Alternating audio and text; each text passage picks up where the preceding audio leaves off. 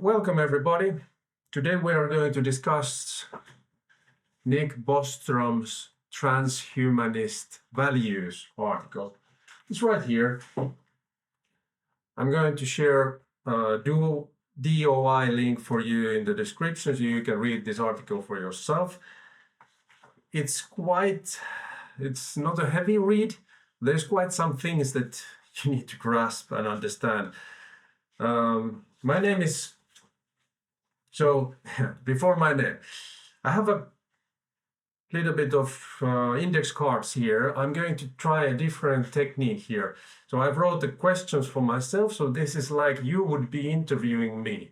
I'm going to read the question out loud and then I'm going to answer that. You are watching Human Enhancement with Konstantin Nikkari. I warmly welcome you to this podcast, video podcasts.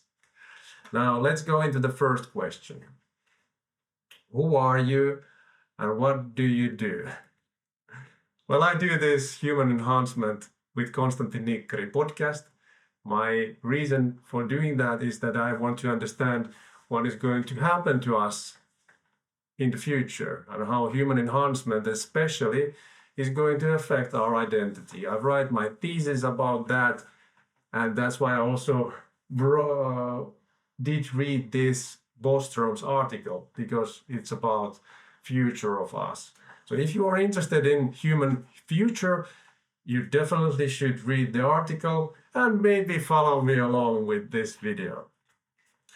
Why do you choose to read this particular article? Well, I think I just answered that question. Nick Bostrom, if you search human enhancement in Google Shop Scholar or just in Google in general, you talk to robots, Nick Bostrom's name quite often comes up. And then transhumanism. The problem in this field is that we have human augmentation, human enhancement, transhumanism, posthumanism, humans. We have a lot of words that I feel like they are inter-aligning next to each other, and it's not clear which word is what and when. But even though when you hear these words, you understand that it's somehow about future humans, cyborg humans, sci-fi humans, our next generation, next model of Homo sapiens. And so when I saw this article, I thought that, so this is going to help me in my research. That's why this article. And it turns out to be quite interesting article. We're going to talk about that here. What is your connection to transhumanism or human enhancement? Well, I think I answered that question as well. I'm researching on how human enhancement is going to affect identity of those humans who are going to enhance themselves. I'm going to research that on police forces. Hopefully, I'm not there yet. I'm writing my literature review at the moment in my master thesis. So either police forces, law enforcement, or it will be military personnels. Now, I'm going to create a design fiction product for them. And I'm going to show that, and then we are going together discuss how, if they would be using those technologies, because the human enhancement technology is not ready to simply give to police and then say like, okay, so try this and do your thing, like attach the brain-computer interface to your skull, and then you see better, hear better, and you can read people's posture and their heart rate. Well, so we are not there yet. The technology is lacking, dragging behind. And with the design fiction product, I will talk more about that in a different video. I'm going to be able to present them what it would be like if they would have brain-computer interfaces. And now then that, my mission is to understand then if they are using that kind of a device, how that will then profoundly affect their understanding of who am I? Not me, but the one who is carrying the brain-computer interface. What is transhumanism in one sentence? It's a movement that tries to, with the help of technology, overcome our natural limits. Who is Nick Bostrom and why should we care what he thinks? Well, he's an interesting fellow. He's from Sweden. He works in University of Oxford. Or at least he used to. I think last year, 2024, he created something called Future of Human Research Lab there, and he was a founder of that lab, and he was running that show for 20 years, I believe. Now he created something new. He's a professional philosopher. So if you remember, if you ever wanted to study philosophy or you think about philosophers, you always hear how your father's or mother's voice is ringing behind, like at the back of your head, that yeah, philosophy, well, it's a nice hobby, don't study that. Do become a doctor or lawyer or, I don't know, designer, because philosophers, they tend not to get paid for what they're thinking. But Nick Bostrom is a professional philosopher. He's also under the age of 50, which is very special. So he is getting paid for thinking. And I think that's the most effective way of getting money. You just think right, think right, think right. Somebody is paying for you for that. You might argue that passive incomes is more effective, but I argue that it's not, because in passive income you have to first think how you are going to generate money, then apply that thinking to practices, and then do that. But being a professional philosopher, you just need to think, and you are, paid for that. I think that's amazing. What does post-human actually mean? So this is interesting concept. Nick Bostrom pictures these us humans here, okay? And then we have animals. And he created the space that this is the space of being for humans. And then we have animals here. Animals have a little bit bigger space. They actually have the space for humans too, in sense. And then like for animals. So we are sharing the space of being with animals now. The transhumans, which is the next step of humans, is slightly bigger area. It's like somewhere here, like this. So it's like 5 times bigger. And then post-humans is vastly bigger. It's like 100 times bigger, like very big. By saying this, I'm trying to let you understand that the size of my fist now is what we humans can understand and give understandment about who we are, where we live, what is going on around us. Transhumanism has a bigger capacity of experiencing better senses, better understanding, higher memory. It's like I'm talking about computers, but that's technology is going to take us there, because we have limitations. We're going to talk about limitations. Now then, the post-humans, they have a very big about, like, it's like they are like not humans anymore. They are like something more. It's like when we ascended from Netherlands, those sorry, those who were before Homo sapiens. So that's like another species. Then Homo sapiens became us, intellectual humans who walk on the world and actually rules the world.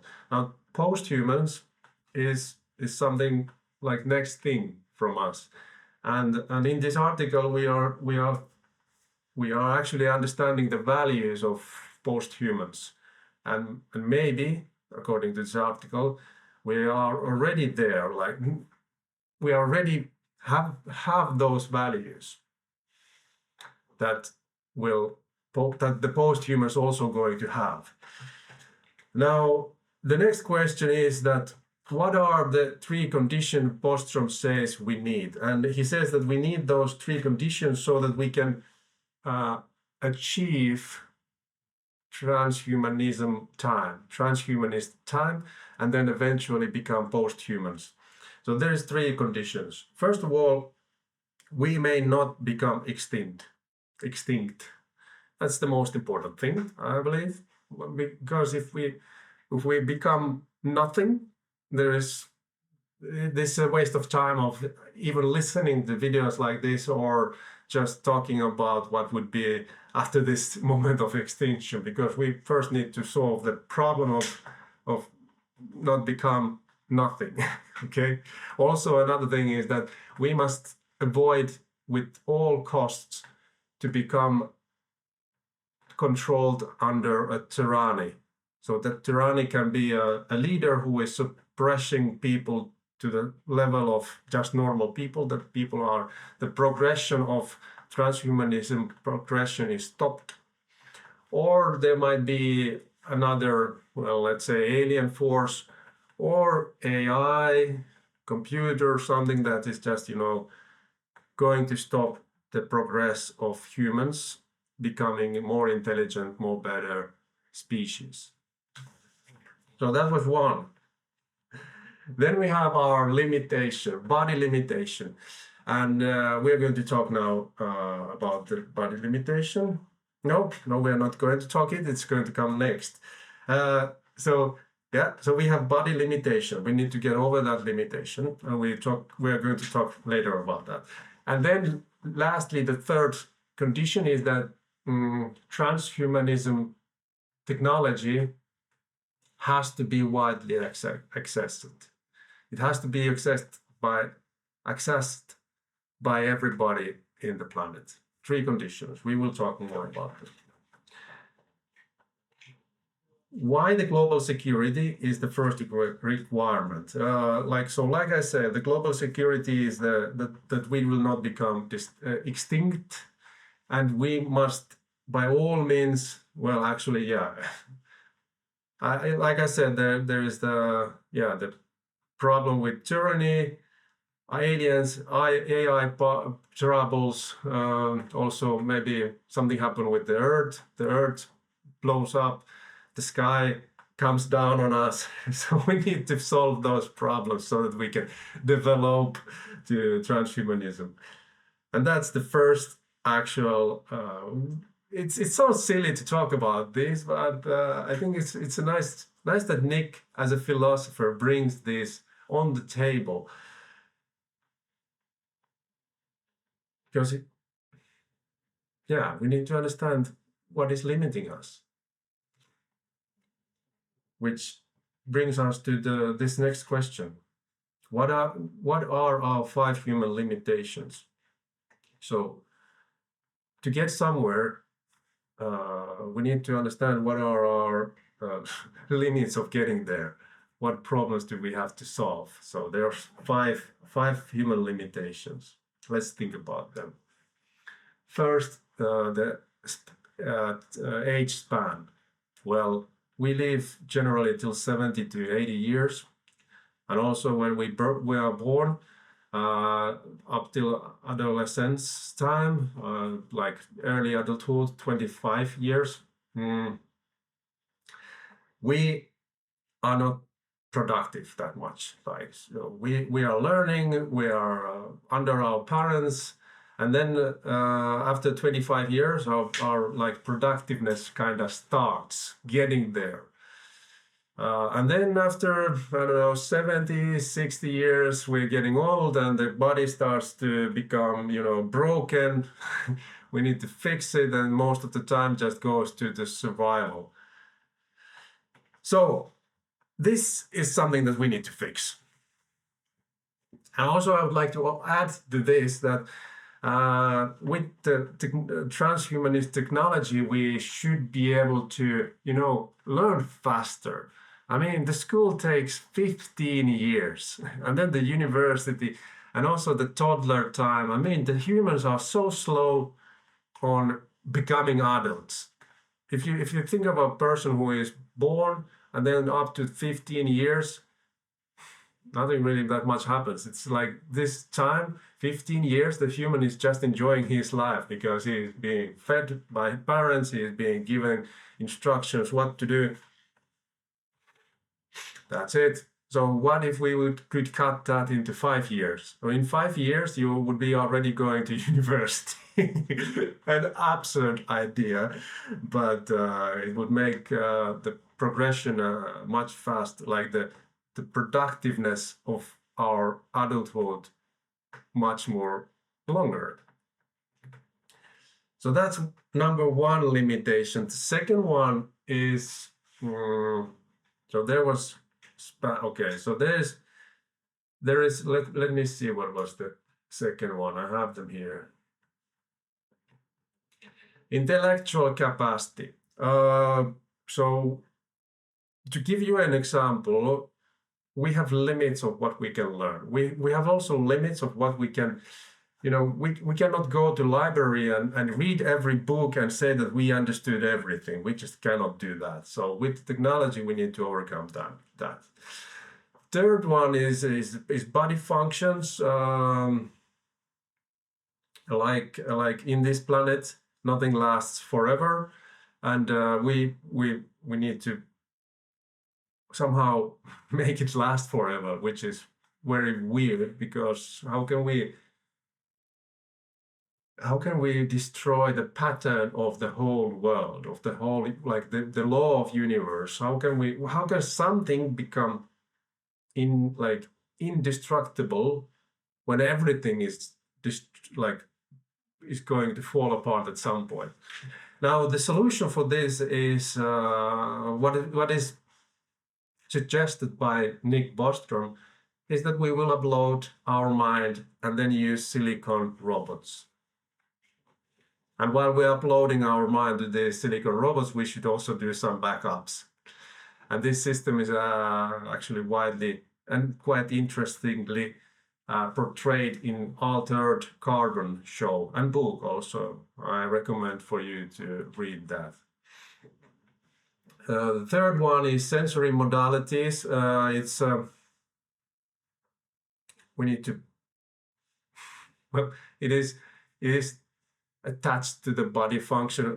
We need to be able to, we have very good sight, not very good auditory system, and smelling is even worse compared to animals. Like I said, the space of beings for humans is here, and for some animals it's like double of humans, like the whole thing. Like if we compare, for example, how well owls are hearing, or how well eagles are seeing. So those kind of things, why humans don't have that? With the technology, we should. Okay, so the fifth one is our mood regulation system. Unfortunately, some people are born into this world with a mind that is going to pull them to depression. And some people are naturally very alive and happy and just joyful. And those people tend to, achieve better in economical systems that we are here, with work, for example, or society. I think actually, so there's two types of people. Yesterday I was biking in the city, and I was thinking about this. I saw a restaurant full of people just doing the blah blah blah stuff. So they are talking to each other, being social. Now another portion of people are probably at home playing computers, either by themselves or online, being also social, but with the set of borders and controls and rules that they are actually alone in their living room or computer room. And so I'm telling you this as an example because I think internet is a savior of even those people who tend to become more depressed and more alone and lonely and just not social. like antisocial people, they actually can be a little bit social with the online. And for some reason, being highly social, highly positive is being valued a lot among humans. And so it isn't fair that some people are born with not those skills. We should overcome that with technology, as we are actually doing now with the online gaming, on online societies, online, I don't know, VR chat, for example. So those are the 5 human limitations that we need to overcome. Which limitation bothers you personally the most? Well, it was the one that actually I just described. I think it's extremely like there is a person that I know online who is highly depressed now, and I'm talking to her from time to time, and sometimes just asking like, how is it? But the depression is like it's the state of mind, or just being not happy is also a state of mind.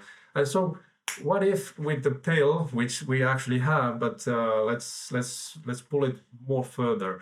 What if we would have a computer which would always kind of align our thoughts to just be normally happy, like regularly, in a good mood, in energetic, good mood. And so then this person who is feeling low could, with the help of technology, be on that level of humans which is commonly valued. I think this limitation is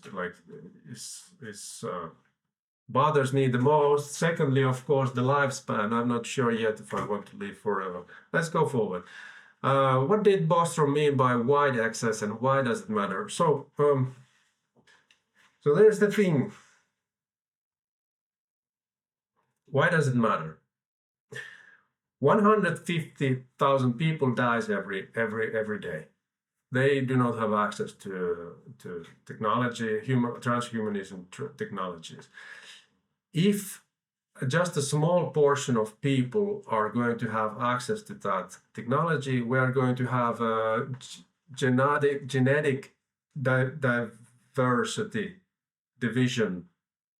One part of Homo sapiens is going to take control of human enhancement technology, and then they are going to live longer, they are going to be smarter, they're just going to have a possibility to ask computer or resources that how will I get to this, what kind of strategy I need. And then others, they are going to be like just scrapping the surface there, and that's unfair. We need to take the whole planet with us, the whole humanity with us, and also we need to avoid a little bit of that.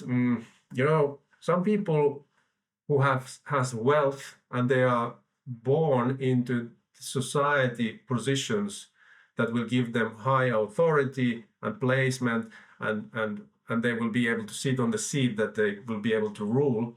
So anyway, this is going on among people, and it's just nice that we will be able to little bit control this, and not that one person is going to rule over countries. It's devastating. So everybody matters here. What surprises you the most in this article? I feel like I'm going to repeat myself, and that's actually the most scary thing, that we need to somehow be able to control that human enhancement technologies and transhumanism ways of upgrading humans is going to widely accepted, be available for everybody. Like open sourcing human enhancement. That's the way it should be. Because if we don't go there, I think the number one condition of safely experiencing transhumanism time is not going to be met. We are going to eventually become under the power of tyranny, and then our personal human development is going to stop. Do you actually want to become post-human? Scratching my nose here because I feel like I'm not sure. I'm not sure.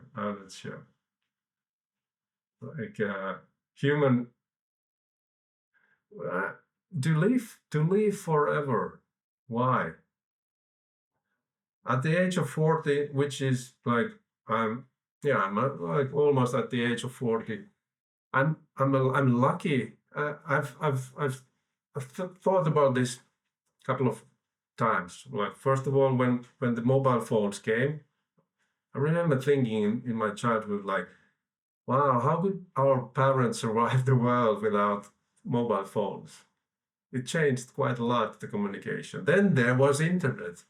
Another thing that kind of just totally changed the way we kind of thought about other humans, other places. Everything became more reachable.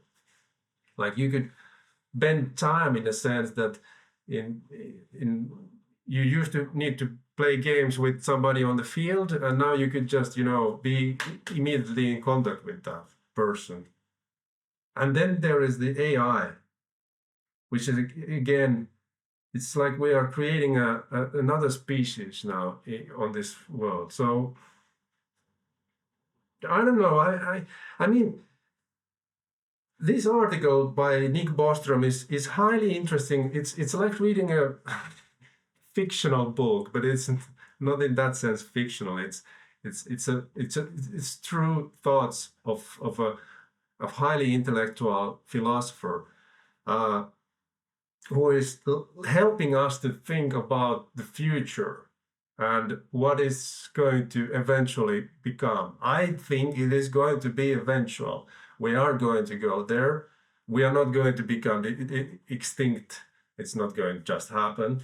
But how we are going to become, like how we are going to get there, it's another question. Anyway, let's go forward.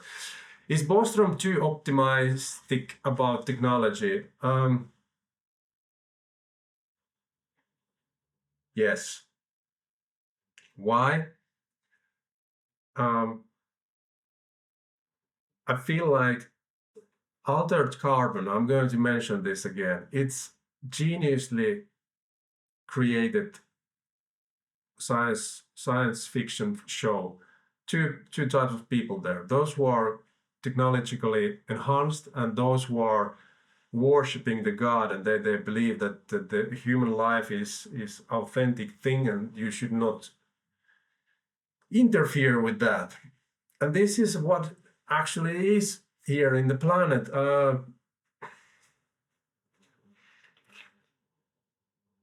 It's like when Nick Bostrom, when I listen to his podcast, and I'm going to share with you a link with where he talks about AI and stuff, how we are going to go over the AI age and how AI is going to help us or either destroy us. Quite an interesting talk.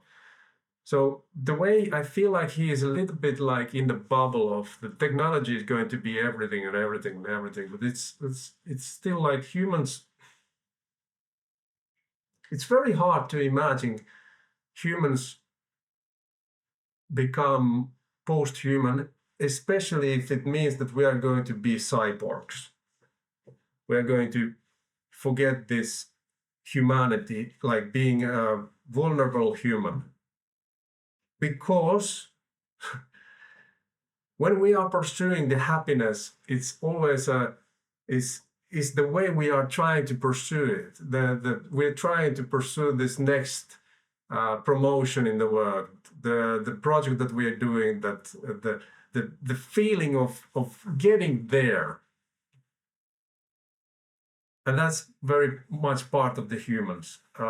You could argue that when we have technology, we could just align our brain computers and push that feeling into our brains, and we're constantly in this euphoric state of feeling that, well, yeah, my life is good, I'm on my goal, I feel it, my path is clear, I'm just going there, and I'm like getting and like developing myself. But like in actually you are just not doing anything, which brings me to another thought, that how much you can fool yourself with the brain computer. Yeah, I feel like, yeah, it's not clear. It's not clear. I think that Nick Bostrom is too much in the technological bubble, and he should talk more about spirituality. How does this connect to my master thesis? It connects with the nice, interesting way, actually. Uh, so human. So I'm going to research that how police forces are going to use brain computers, how that is going to affect their identity. Now, it's like I'm assuming that those who are going to have human enhancement technology, they're going to become better, stronger, and when they're not using that technology, they are then going to just feel miserably. But like, no. We have our identity as, when we become better at something, we start to feel that this is, I actually worked for this. Again, we're coming back to this conversation where we humans, we like to suffer. It's strange to say, but we like the suffering is the juice of our happiness. If we like, for those who are pursuing happiness 24/7, it's like, would you live in a world where you would have like non-stop orgasm? No, no, you need to work for that orgasm. You need to do the job, and then once you get there, you feel a tiny little time of like this. Yeah, it's nice, and now I need to work again. And when you do that, when and this takes time. If we skip that time, maybe why we are also not getting like 5-year-old adults. Maybe that's why the education system takes so much time, because like it takes time to get somewhere, to become better at something. And so yeah, it's so that's how it is bind to my thesis. It's the, those police officers, they work for years and then they feel proud of themselves with that information and knowledge and skills that they have. If they are going to wear computers which will give them the same thing, I think they are like not going to enjoy that.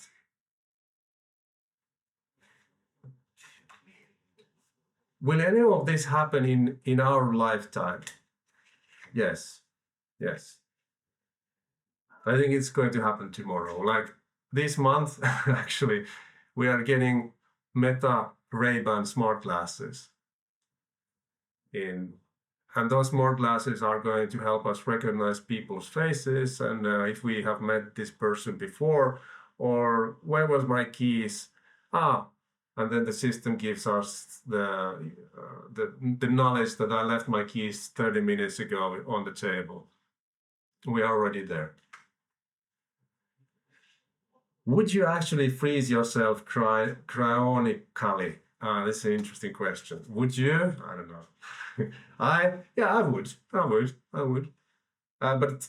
But then I don't know. It's hard, because like, when would you do that? Because you at the moment you don't know if you are going to be unfreezed. So if you freeze yourself at 47, at 47 my life is going to end. I'm going to become an ice block. And then what? Are you going to wait for 50 years or 700 years that you are going to be unfreezed, melted? Your mind is going to upload it to a silicon robot?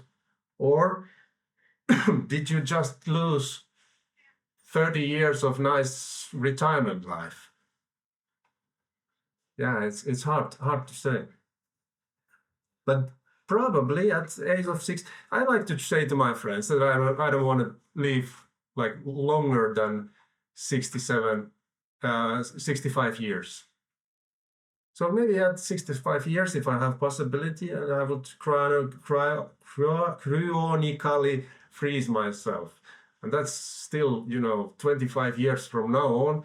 Technology is developing quite fast. Maybe at that time it's going to be quite good. Which brings us to a topic that it's going to be unfair. Those people who are going to be first frozen, then compared to transhumans and posthumans, those humans are going to be treated as probably like classic bodies, classic people, because when we get to the future, when we are going to find out the sweet spot of when aging process of humans is going to stop. So let's say like 30. 30 is like a nice number there. Then everybody is going to be 30. They are not going to get older, except for me and other like old bears, old bodies who are frozen at the age of 65. We are going to walk among those 30-year bodies, because our body was just, well, we didn't have the technology at that time. So how is it going to be? Or maybe somebody was like purposefully live through his age and then freeze himself when he is like full of wrinkles and beautiful and have gone through the life. Yeah, there is so many. Yeah, going through the life and the wrinkles and the tattoo. Well, don't have tattoos. Maybe you have tattoos. Tattoos tells you the story of your life. So it's there's a lot of things. Okay, second to last. We're getting there. What should viewers, readers take away from this? Think about your future. Read the article. It is here. You can have it. You can have this for free. Actually, yeah, you can have this for free. It doesn't cost you anything. It's a very interesting read. There's much more than we have discussed. We have discussed other things also outside the article, but the article has a it's like somehow going to a sci-fi journey, right? And I recommend you to, like, if you're a doctor or lawyer or policymaker, just to kind of expand your thinking, that small space of being which is next to animals at right now, try to go to that transhumanistic space, which was, bigger. And then find a final index card. Where can people learn more? Watching the Human Enhancement with Konstantin Nikkari, reading my blog, very egoistically, that said. I'm going to share the links and then then type human enhancement in Google. It's going to get you far. See you in another episode.